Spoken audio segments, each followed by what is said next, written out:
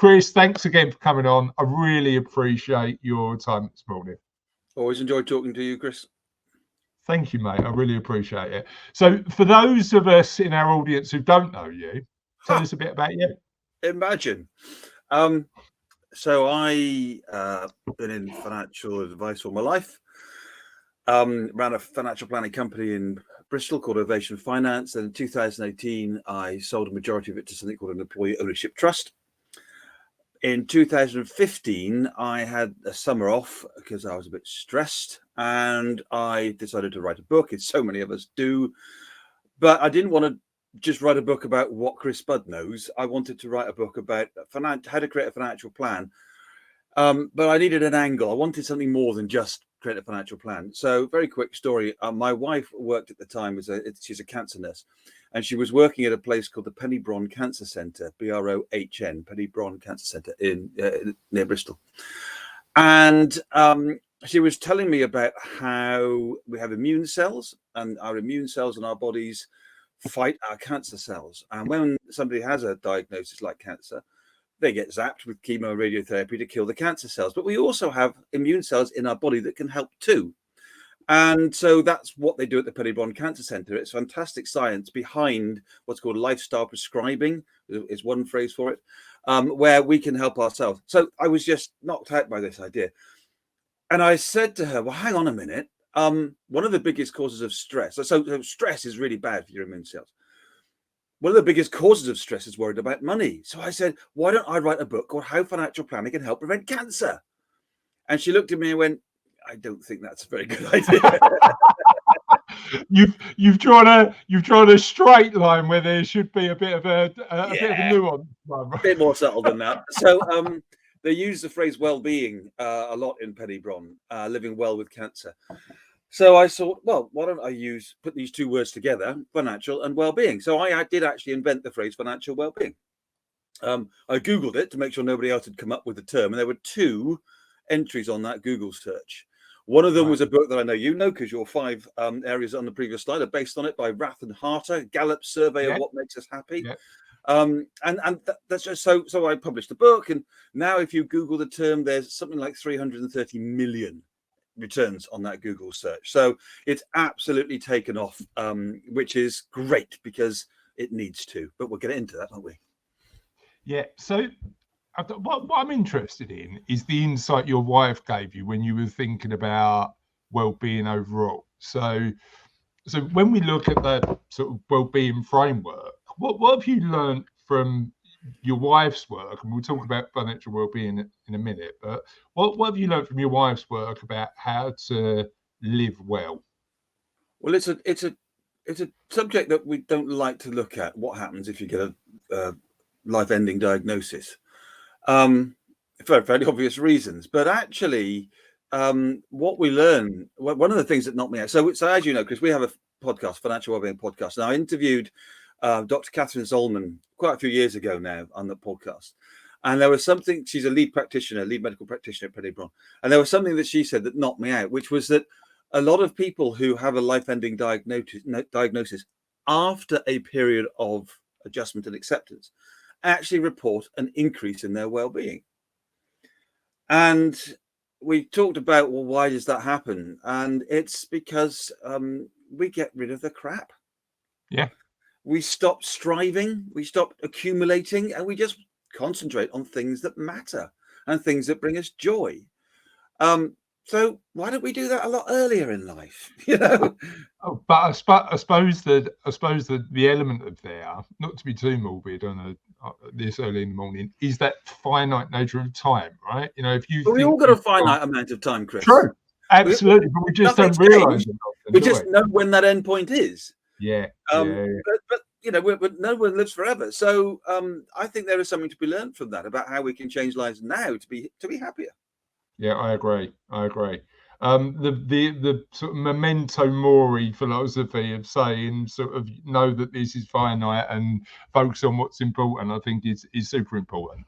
And I think, I mean, what's interesting, and we're getting this with a lot of our guests who are providing their own expert insight, but have been through a transition of what happens next in their own lives. How did you do it? And what did you do well? And what, if you had your time again, would you do differently? So I, before I sold Ovation, 7 years before, I realized that owning a business, everybody thinks that owning a business is great because you've got freedom, you can do what you like. Actually, it's completely the opposite. You feel trapped because you can't just resign and get another job. So I had a moment where I don't care about sharing with you. I was depressed. I had some mental health issues. I went to see my GP, and the GP didn't know what to do because she didn't really have any pills to give me or couldn't put a plaster on it. So she gave me a questionnaire. And I came home and I sat at the kitchen table and looked at this questionnaire, which is a tatty folded piece of paper. And it was headed depression questionnaire. And the first question was, how many times a week do you feel like killing yourself? She'd give me that questionnaire and said, fill that in and come back in 2 weeks' time. Yeah. What would have happened if I hadn't come back? I don't know. I mean, this is probably another debate, but I don't know whether the way that we treat mental health is, and it's moved on, hasn't it? Yeah. Thankfully. Well, not sufficiently by a long way. Yeah. If anybody fancies Googling the phrase hollow heart, there's a charity that I'm involved with called the Hollow Heart, where I actually ran into the house to try and find my badge. I couldn't find it, but you wear a badge, which is a hollow heart. And it simply means I'm open to a conversation about mental health. If anybody fancies Googling that and buying a hollow heart and wearing the badge, I would love that.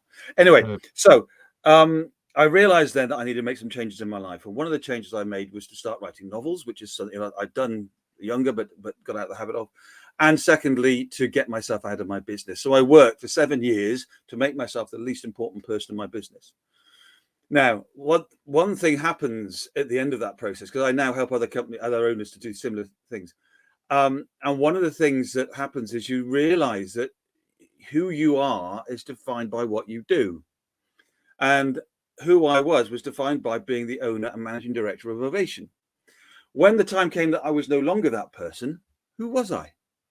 Yeah. And I needed to work that out. And so I did. There's a expression that I use a lot, which is it's a lot easier to be pulled than pushed. So if you want to leave something, such as retire or sell a business or whatever, the change, what happens next that you talk about, it's a lot easier if there's something pulling you away from it than if there's people behind you with their feet in your back trying to push you out. Yeah. Yeah. So when I then wrote the book and I found the title and I found the concept and I started researching the relationship between money and happiness, that then became my new fascination. Your pull. My pull. Yeah. Yeah. I like that. And I suppose the other element for me is that element of being in a position where you needed something else that wasn't particularly about the money, but it was about what was it that drove you on to carry on, and why didn't you just take some time off? What was the motivation to get back into it after quite a relatively short break? What does time off mean? Sitting at home staring at the wall? What am I going to do? Yeah. I want to do stuff that interests me and that gives me purpose. Because the one of the two main sources of well-being in life is having a life with meaning and purpose in it. About that time, I also set up a youth cricket section at my local village cricket club, which remains one of the things I'm most proud of in my life. It was just me, my 2 kids, and some of their friends. After a few years, I got help from a guy called David Lloyd. Some will know as the host of our podcast. And then eventually the rest of the club kind of started getting behind it. Now there's 180 kids every Friday night in the summer playing cricket down there, and I'm no longer involved. And I'm just so that's the kind of stuff that matters to you. So have a break from what? I don't want to have a break. I agree. Because I still have to do something, Purpose and values sit in the middle, right? It's about turning around and adding value to the world. Yeah, here's a great example. I currently I'm in the middle of building up a little hobby business of buying and selling vinyl records, right? And my son jokes at me because he compares me to Hank in Breaking Bad. Now, if anybody's seen Breaking Bad, there's one of the series where Hank can't work because I can't remember what happens. He gets shot or something happens. Anyway, he can't work. He's in a period of convalescence for months, and he starts collecting stones and gems, but not rare gems, crystals. And every day he gets boxes of these things delivered, and he's sitting there manically cataloging them, and it's just he's just distracting himself, you know.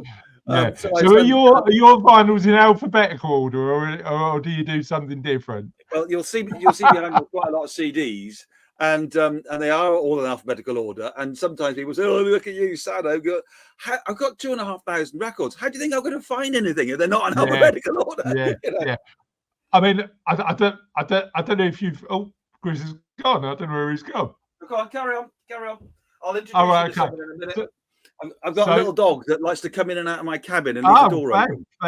Fab. So, talk to us. I mean, I was going to say there's this new thing called Spotify knocking around that but we're going to go down a rabbit hole if we go down there. So let's get back onto the subject, and let's focus on financial well-being. What is financial well-being?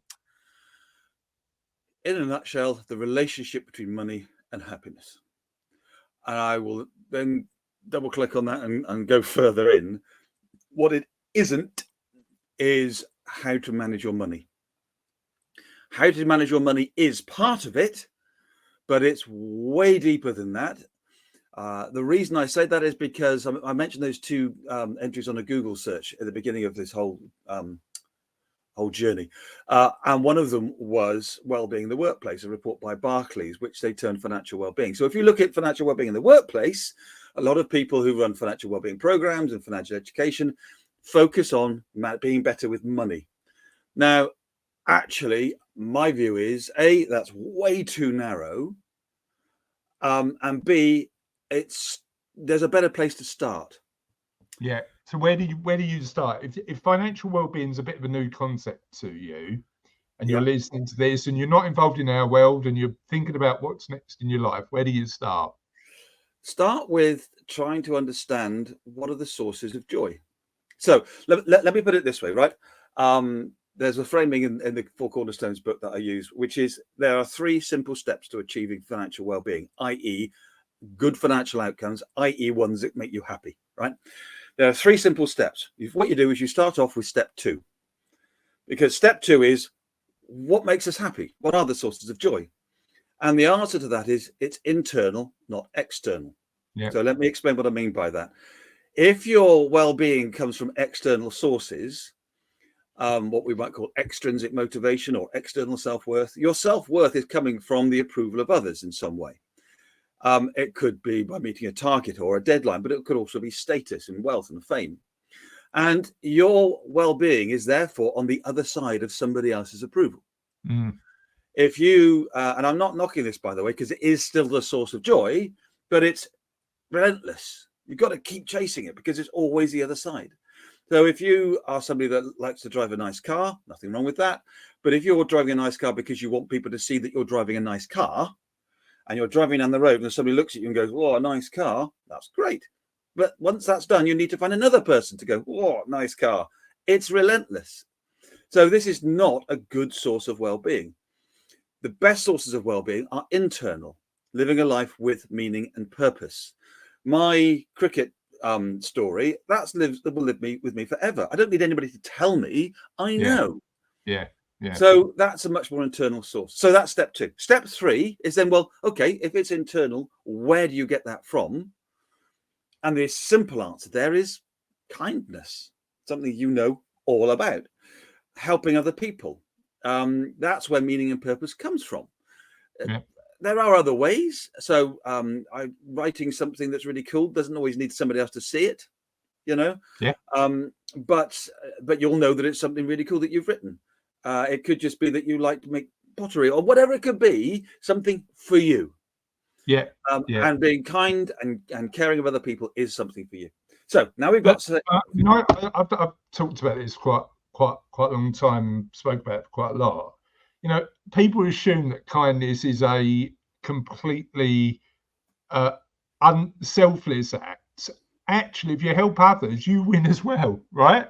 And that's why I'm a massive advocate of people being kinder, because actually you win. You win. So there's a book just there, which is called The Book of Joy by the Dalai Lama and Archbishop Desmond Tutu. And obviously I want people to buy what a combination. It's almost as good as me and you.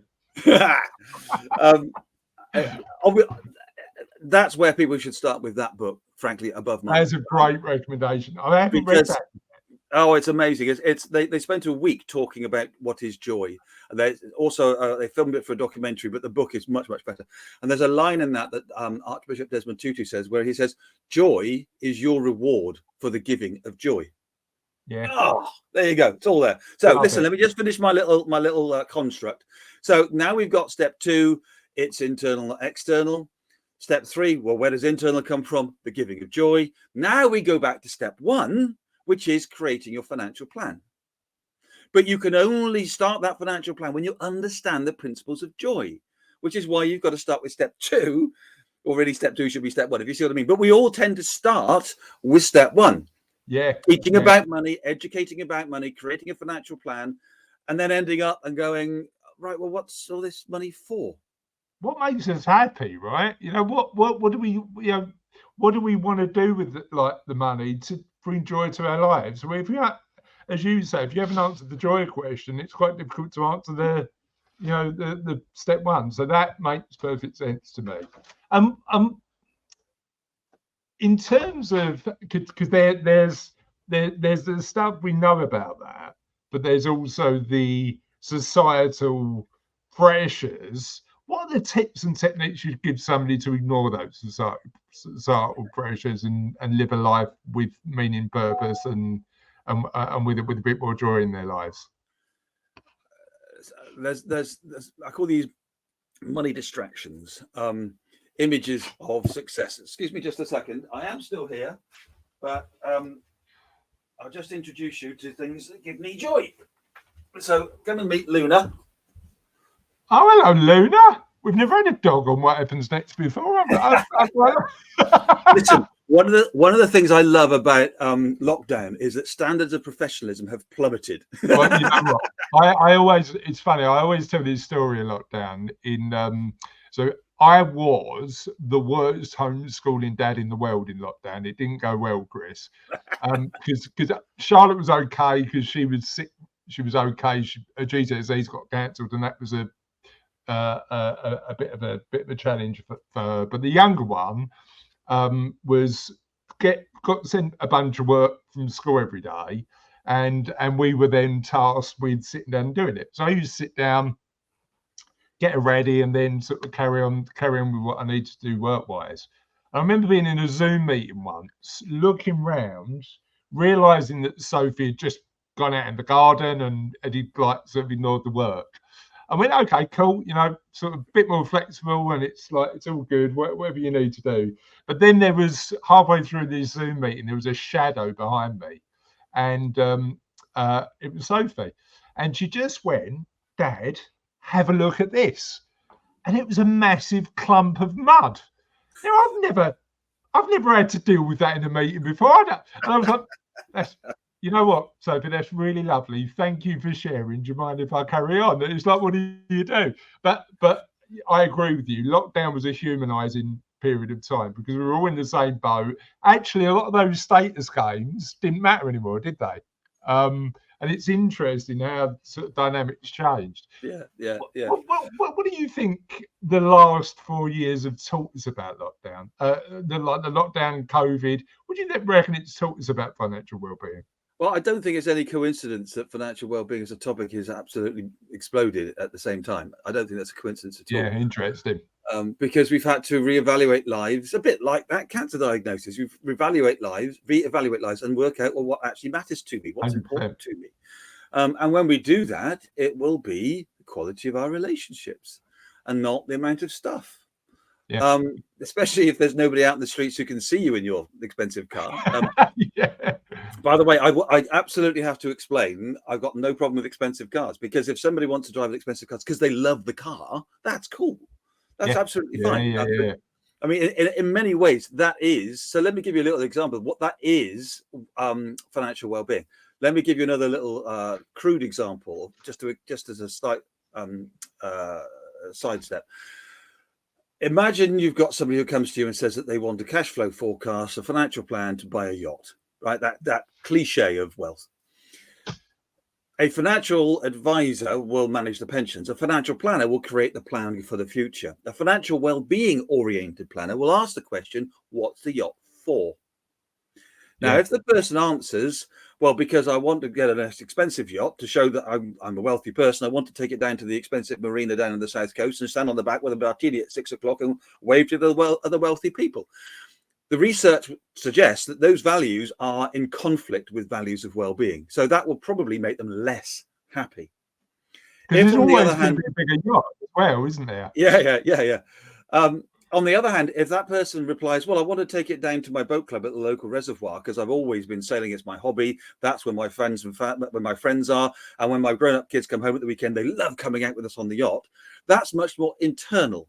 And that will make them more happy. You know what? I always, when you were telling that story, my mind went to the fact that actually, when I think about what I spend money on and when we talk to our clients about spending money, the most valuable bits are the memories we create with the people we love. So it goes back to that personal relationships again, doesn't it? It's all about that.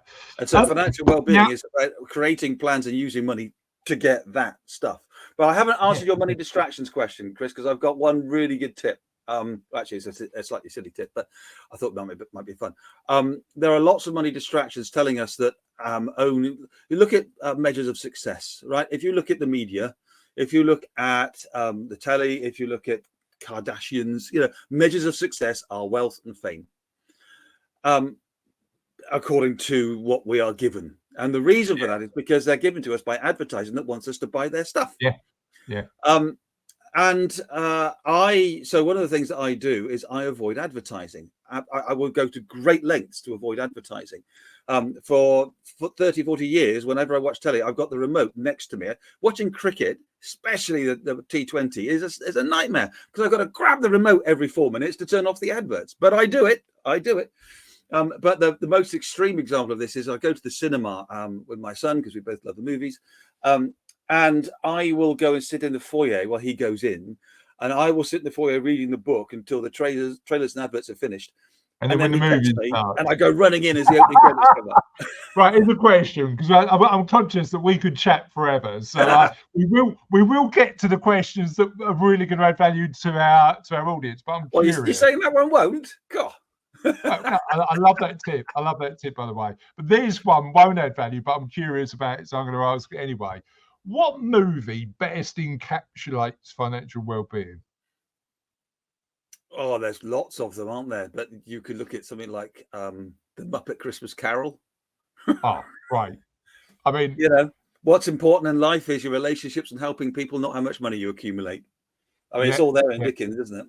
No, I love it. Absolutely love it. And there's a reason why that. And I like the way you picked the Muppets one, because there are other adaptations are available.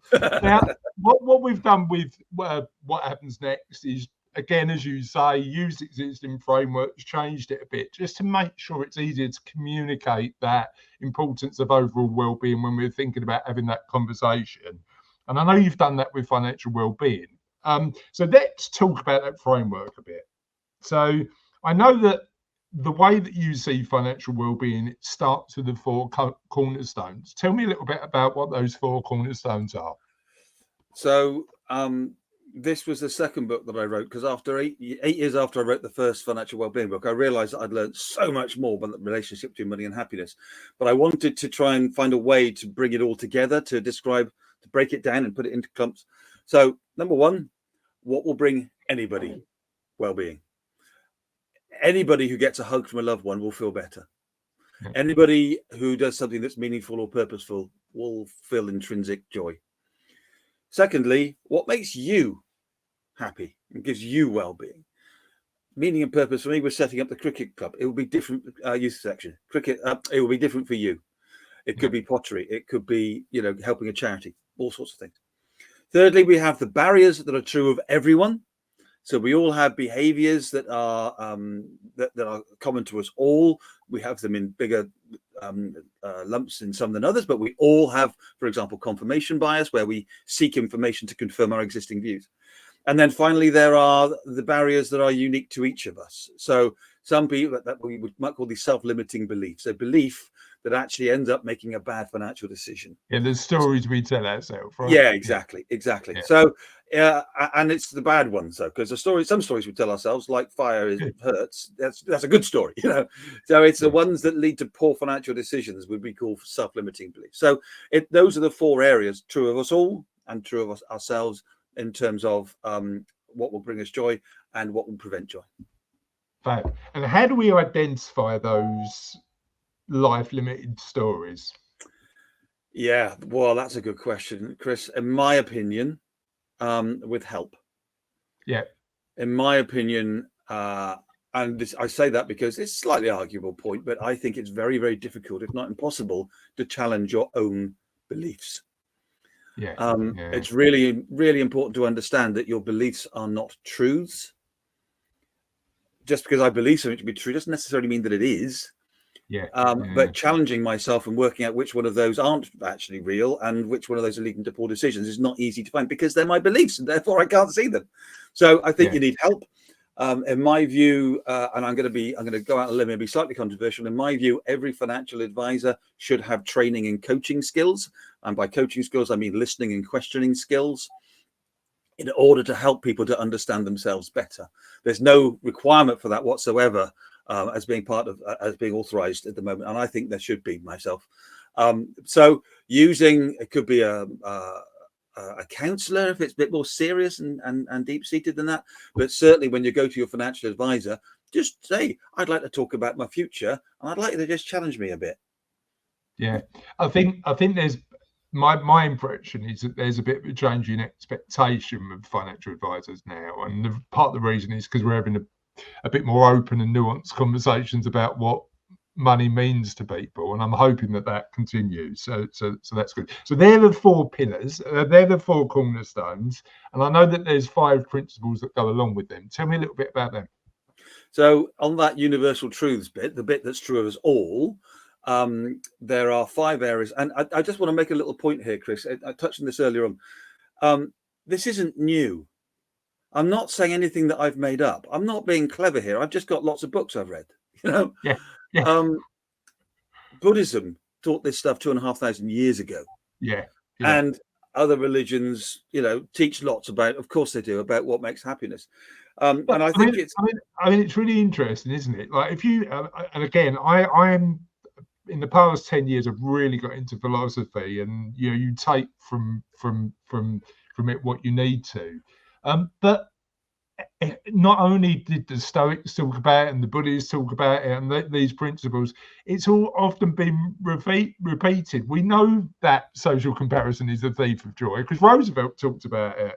And we know that these concepts get repeated, but we're also told, as you say, through advertising for people who want to sell us stuff, that actually things make us happy, and we know they don't.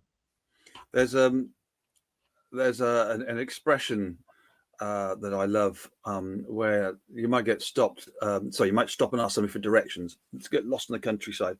You stop and ask for directions, and the answer comes back, well, I wouldn't start from here. Yeah. And that's kind of how I feel about our relationship with money. We're starting at the wrong place.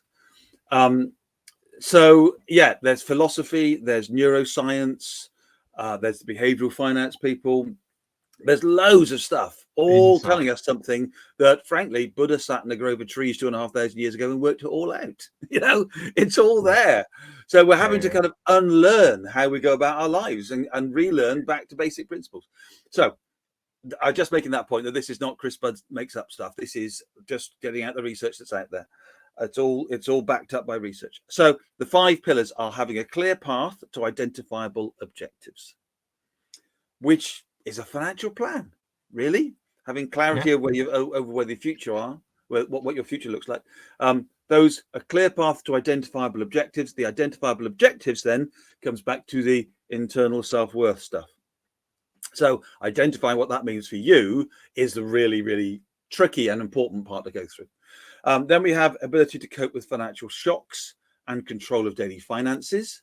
Now, that is the financial resilience stuff. That is financial education stuff. So that's cool. It is in there. It's just not the whole thing.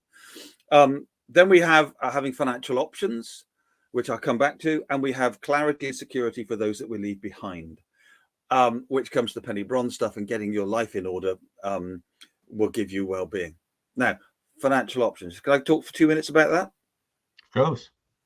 So there was a survey done about 2010, I think it was, by a guy called Richard Kahneman, very well-known American professor of philosophy, and they used some data to suggest that more money doesn't make you more happy. To which I, for one, go, duh. After a certain limit, but what they discovered, which was really interesting, was that the limit was really quite low. It was about £80,000 salary a year. Now, that's a nice salary. Anybody would be very happy with that salary. Don't get me wrong, but it's not a billion. Yeah. You know, you don't need more than, how much would 80,000 a year need in capital, Chris? Well, it depends on what rate you're using. Yeah, something like that. 5 million. So if somebody's got 5 million, any more money won't make them any more happy above 5 million. Yeah. Now, 10 years later, somebody else did some research on very similar, if not the same data, which said actually more money does make you more happy. But marginally, right? Marginally happier. No. According to their research, some people more money just kept making them more happy. So the two of them, you'd think if this is on Twitter and two people came up with opposite opinions, they'd all argue and shout at each other, right? But what these two professors did, because they're smart people, is they got together and they collaborated to say, why is our research different? And what they discovered was that the answer is a bit more nuanced. And it was, if you are somebody who is inherently unhappy, more money won't make any difference to you. But other people, more money did make them more happy. Now, I would like to go one step further than that, because this is about having financial options. Does more money give you more financial options? To a point, yes, of course it does. If you have nothing and somebody gives you something, it's silly to say no money will make you, no more money will make you more happy. But I think the answer is basically it's about your attitude to money. If you are somebody that needs your self-worth from external sources, some more money enables you to get that hit of happiness.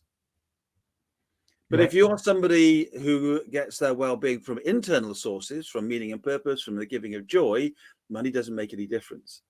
And that, for me, is the secret to this whole thing. But this is the interesting thing, because, and you've touched on it at the start of our interview when you talked about being head of the business, but feeling trapped by the business. And we know that the research says that autonomy is an important factor, isn't it? Having control of what your options are is fundamentally important, both in our work, but also in our lives, in terms of how happy we are. So how linked do you think is that feeling of autonomy in terms of the financial options you've got? Because if you've got the money, you've then potentially got the option to say, you know what, I'm going to say no to that work, or no to that job, or I'm only going to do stuff I love, or I'm only going to work with clients I like. I think autonomy is an interesting part of the puzzle, don't you? Yeah, absolutely, I do. But the autonomy doesn't necessarily come with more money. Yeah, the autonomy comes with our. It does come with a threshold, doesn't it? You know. Well, no, it doesn't need any money. You know, Buddhist monks have nothing at all, and they're happiest people on the planet. Yeah. So it's about, not that I'm about to be a Buddhist monk, because I like buying records. You have to get rid of your record collection, Chris. We can't have that. There are limits, Chris. There are limits. But so it's about your attitude. And let's just talk about those records for a second. So I still buy physical product when it comes to music for two reasons. One, because I don't trust that one day someone's going to turn it off, and you can't get Joni Mitchell or Neil Young on Spotify anymore because they took their music off in protest. And so people can't listen to their music. I can, because I own the physical copy, right? Yeah. But I did actually ask myself, I have spent a lot of time looking at my spending and what makes me happy. And buying records doesn't cause me a financial problem. I can afford it. So therefore, I'll allow myself that external way of buying some short-term hits of happiness, because it's not causing me a problem. Where and this comes right back to financial education and financial wellness plans in the workplace, etc. If you teach people the sources of joy and the relationship with money first, they will solve their own problems, or they might. There's more chance. So I don't really buy much, but I do buy a lot of records. If I actually worked this out, if you clicked on the first song that I own, and you kept going, that would be probably AC/DC song, wouldn't it? I'm trying to think what the first A would be. I don't know anything by a band called Aardvark, so probably AC/DC. And you kept going to probably ZZ Top, right? And you played every single song I own in all my different formats, 24 hours a day without stop. It would carry on for 137 years. Amazing. Well, you know what you're doing when you're thinking about what happens next. And I'm a bit disappointed that you don't own a record from the Swedish folk pop band Aardvark. No, I'm only kidding. I don't know Aardvark at all. Right. The question I want to ask you, it's really interesting. How do we work out if we're, as you say, self-empowering people with the knowledge of financial well-being? How do we work out what in our lives we should spend our money on that makes us happy? Because one of your phrases that I love is the simplest concept of financial well-being is working out what makes us happy and spend money on that. How do we truly identify that? Understand the general principles, what's true of us all, that and there's lots of research out there, but the simple answer is it's living a life with meaning and purpose and the quality of our social relationships. They are the things that add most to our well-being. And then how are you spending your money, and as you said in your talk at the beginning, your time on that. Joy is your reward for the giving of joy. So one thing that I don't think gets talked about enough is philanthropy in financial advice meetings. And by philanthropy, I don't necessarily mean giving hundreds of millions away like Bill Gates. It could just be a tenner a month to the Red Cross, or it could be your own time helping at a local charity. It could be that person just selling their business. What next?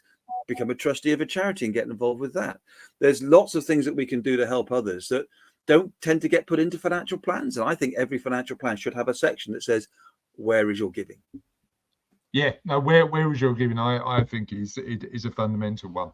Talk to me about estates. So we've talked about the positive things that people can do to think about their own financial well-being.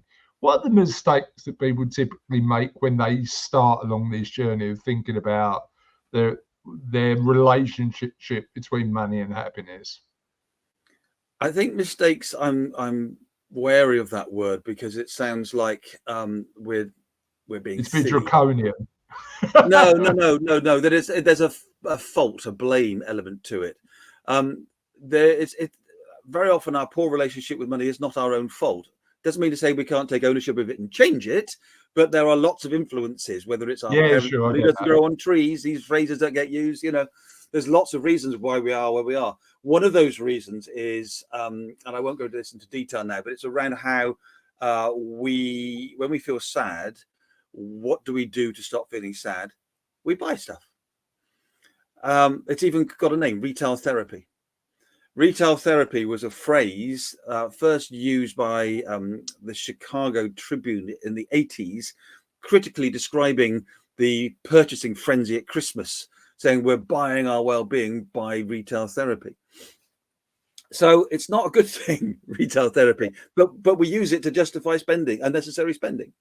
Well, I mean, and it's really interesting, and this is one of the things that I've been thinking about quite a lot. It does solve a problem short term because we do get a dopamine hit from shopping, don't we? But again, it's what you said about having to repeat that consistently to get the same hit. Yeah. So I would call this, we're all financial well-being junkies, getting short-term hits of well-being by buying stuff we don't need. Because if you did need it, it wouldn't give you the hit. You don't get a hit of dopamine when you go and buy an apple, do you? You know what I mean? Now, again, it's important to stress, is it causing a problem? My short-term hits of happiness that I get from buying records, is fine. It's not causing me a financial problem. But if somebody is in debt and their spending is getting them more in debt, then that retail therapy is a very bad thing. And that being a financial well-being junkie is a very bad thing.